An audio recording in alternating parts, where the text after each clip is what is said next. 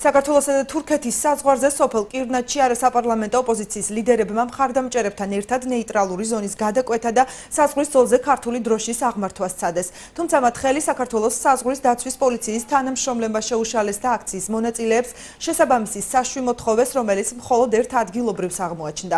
მოგვიანებით მან ქართული დროშების საგუშაგოსთან აღმართა და ხელისუფლებას ნეიტრალური ზონის დამუშავების ნებართვა სთხოვა.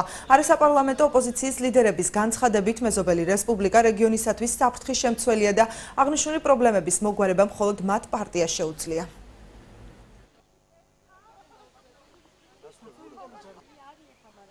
ქართულ მიწაზე რატო ზღუდავს? ერიძე, ვის ცვლილდო? და თქვენი დახიდო რუსები არიან ოკუპანტები. ოკუპანტები თურქები არიან, თელი მიწები რო აქვენ წაღებული. აი ერთი გაჩერდა. რა?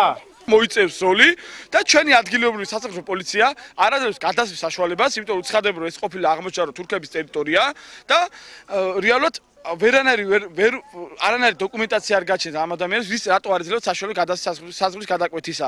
ის რასაც აკეთებს თურქი მესაზღვრეები, ის რასაც თურქებს ხელისუფლება, დიახაც შესაძლებელი არის გაღვივდეს აქ, ამიტომაც აქ შევისწავლოთ და მივმართოთ ხელისუფლებას, მოვიდეს ჭკვაზე.